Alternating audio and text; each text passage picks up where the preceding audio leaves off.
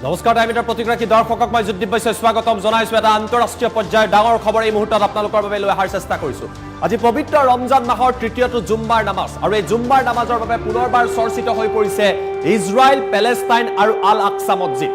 Al Aqsa মছজিদ মুছলমান লোকসকলৰ তৃতীয় পবিত্ৰ স্থান ইজৰাইলী আৰক্ষী আজি ইছলাম ধৰ্মাৱলম্বী লোকসকলক আল-আকসা মছজিদত প্ৰৱেশ কৰাৰ ক্ষেত্ৰত আগৰবাৰৰ দৰে জুম্মাৰ নামাজত বাধা দিছিলে কিন্তু ইজৰাইলী আৰক্ষীৰ বাধা নেওচি ৮০,০০০ মুছলমানে যুদ্ধ চলি থকাৰ সময়তে এই আল-আকসা মছজিদত পবিত্ৰ ৰমজান মাহৰ জুম্মাৰ নামাজ আদায় কৰা পৰিলক্ষিত হৈছে আৰু এই খবৰে সমগ্ৰ বিশ্বতে এতিয়া চৰ্চা চলিছে কিয়নো যুদ্ধ চলি আছে বোমা বৰ্ষণ হৈ আছে এয়াৰ ষ্ট্ৰাইক হৈ আছে মানুহৰ জীৱন হানি হৈছে কিন্তু তাৰ মাজতো তেওঁলোকে নিজৰ ধৰ্মৰ কাম সুকলমে পালন কৰিছে টাইমে ৱাৰ ব্ৰেকিং জনাই আছো ডাঙৰ খবৰ যুদ্ধৰ মাজতে পেলেষ্টাইনত নামাজ আদায় কৰিছে লাখ লাখ মুছলমানে আৰু এই মুহূৰ্তত আন্তঃৰাষ্ট্ৰীয় সংবাদ মাধ্যমত এই খবৰক লৈ চৰ্চা চলিছে আল-আকসা মছজিদত জুম্মাৰ নামাজ আদায় কৰাৰ ক্ষেত্ৰত পুনৰবাৰ ইজৰাইলে বাধা প্ৰদান কৰিছিলে পবিত্ৰ ৰমজান মাহৰ তৃতীয়টো জুম্মাৰ নামাজ আছিল ইজৰাইলী আৰক্ষীয়ে মছজিদত প্ৰৱেশ কৰাৰ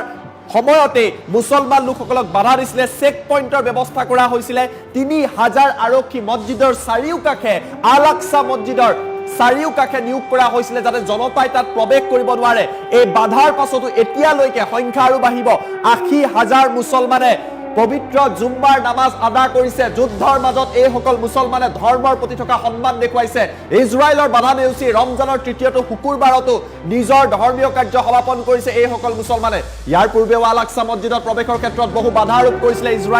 ইজৰাইলৰ তৰফৰ পৰা মছজিদত প্ৰৱেশ কৰিবলৈ দিয়া হোৱা নাছিলে পেলেষ্টাইনী মুছলমানসকলক যুদ্ধৰ ভয়াৱহতাৰ মাজতে নিজৰ দায়িত্ব পালন কৰিছে মুছলমানসকলে আৰু সমগ্ৰ বিশ্বত বিশেষকৈ ইছলাম ধৰ্মাৱলম্বী লোকসকলৰ মাজত এই খবৰক লৈ চৰ্চা চলিছে সামাজিক মাধ্যমত এই লোকসকলৰ ফটো আৰু ভিডিঅ' এতিয়া চৰ্চিত হৈ পৰিছে বিয়পি পৰিছে ভাইৰেল হৈ পৰিছে কিন্তু যুদ্ধৰ মাজতে এই সকল লোকে নামাজ আদায় কৰিছে কল্পনা কৰক বৰ্তমানলৈকে গাজাত ৬০০তকৈ অধিক লোকৰ মৃত্যু হৈছে ৩টা দিনত ইজৰাইলে ভয়াৱহ পৰিৱেশৰ সৃষ্টি কৰিছে ইজৰাইলী সেনাই গাজাত প্ৰৱেশ কৰিছে আৰু তাৰ মাজতে ইজৰাইলী আৰক্ষীয়ে আল-আকসা মছজিদত প্ৰৱেশৰ ক্ষেত্ৰত ইছলাম ধৰ্মাৱলম্বী লোকসকলক বাধা দিছিলে আজি তৃতীয়টো ৰমজান মাহৰ তৃতীয়টো জুম্মা নামাজ কিন্তু তাৰ পাছত ৩০০০ আৰক্ষী নিয়োগ কৰা হৈছিলে চেক পইণ্ট বহোৱা হৈছিলে তেওঁলোকে যাতে প্ৰৱেশ কৰিব নোৱাৰে তাৰ ব্যৱস্থা কৰা হৈছিলে এই সকলো বাধা নেওচি ৮০,০০০ মুছলমানে বৰ্তমানলৈকে আল-আকসা মছজিদত নামাজ আদায় কৰি ধৰ্মৰ প্ৰতি থকা সন্মান তেওঁলোকে দেখুৱাইছে ইমান যুদ্ধ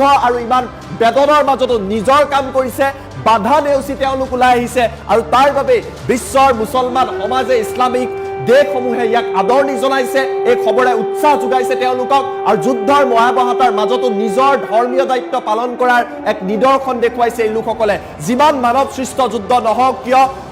নেদেখাজনক ঈশ্বৰক বা আল্লাহক যিসকলে উপাসনা কৰে নিজৰ দায়িত্ব কৰি যায় এই কথা পুনৰবাৰ পেলেষ্টাইনৰ এই লোকসকলে প্ৰমাণ কৰি দেখুৱাইছে এফালে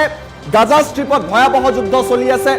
ধাৰাবাহিকভাৱে যুদ্ধ কৰি থকা হৈছে পুনৰবাৰ হামাছ আৰু ইজৰাইলৰ মাজত যুদ্ধ চলিছে তাতো জনতা ওলাই আহিছে ধ্বংসস্তূপৰ মাজত নামাজ আদায় কৰিছে আৰু আল-আকসা মছজিদ যি তৃতীয় পবিত্ৰ স্থান তাতো বাধা দিয়া হৈছিলে ইজৰাইলী আৰক্ষীয়ে আৰু বাধা নেওচি তেওঁলোকে নামাজ আদায় কৰিলে অন স্ক্ৰীন এই তথ্য আমি আপোনালোকৰ বাবে লৈ অহাৰ চেষ্টা কৰিছো ৱাৰ ব্ৰেকিঙত জনাইছো ডাঙৰ খবৰ ৩০০০ ইজৰাইলী আৰক্ষী নিয়োগ কৰা হৈছিলে কেইবাটাও চেক পইণ্ট নিয়োগ কৰা হৈছিলে যাতে লোকসকলে তাত প্ৰৱেশ কৰিব নোৱাৰে তাৰ পাছতো ইছলাম ধৰ্মাৱলম্বী লোকসকলে নিজৰ শক্তি দেখুৱাইছে নিজৰ সামৰ্থ্য দেখুৱাইছে নিজৰ সন্মান দেখুৱাইছে আৰু আল-আকসা মছজিদত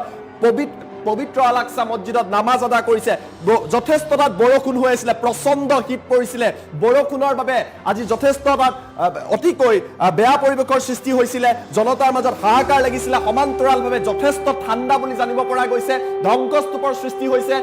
আৰক্ষী নিয়োগ কৰা হৈছিলে যুদ্ধ চলি আছে এয়াৰ ষ্ট্ৰাইক হৈ আছে বোমা বৰ্ষণ হৈ আছে ৰেড চলি আছে আৰু তাৰ মাজত নিজৰ সকলো দায়িত্ব তেওঁলোকে সমাপন কৰিছে এই মুহূৰ্তত আন্তঃৰাষ্ট্ৰীয় সংবাদ মাধ্যমত এই খবৰক লৈ চৰ্চা চলিছে আৰু সকলোৱে কৈছে যুদ্ধৰ মাজতো ইছলাম ধৰ্মাৱলম্বী লোকসকলে তৃতীয় পবিত্ৰ স্থান আল-আকসা মছজিদলৈ গৈ এটা বাৰ্তা দিয়াৰ চেষ্টা কৰিছে ইজৰাইলৰ লগতে বিশ্ববাসীক যিমান যুদ্ধ চলি থাকিলেও তেওঁলোকে নিজৰ ধৰ্মীয় কামখিনি কৰি যাব আৰু ১০০০-২০০০ নহয় পুনৰবাৰ কৈছো ৮০,০০০ মুছলমানে বৰ্তমানলৈকে আল-আকসা মছজিদত নামাজ আদায় কৰি এক বাণী দিয়া এক বিশেষ এটা বাৰ্তা দিয়াৰ চেষ্টা কৰিছে আৰু ইজৰাইলী আৰক্ষী পুনৰবাৰ বিফল হৈছে এই লোকসকলক বাধা দিয়াৰ ক্ষেত্ৰত সকলো শক্তি প্ৰয়োগ কৰি তেওঁলোক বাধা হৈছে আৰু তাৰ বাবে এই লোকসকলৰ এই যি ধৰ্মৰ প্ৰতি দায়বদ্ধতা তাক দেখি সকলোৱে প্ৰশংসা কৰা পৰিলক্ষিত হৈছে বিশেষকৈ পবিত্ৰ ৰমজান মাহত মুছলমান লোকসকলৰ এই সাহসক সকলো ইছলাম ধৰ্মী লোকসকলে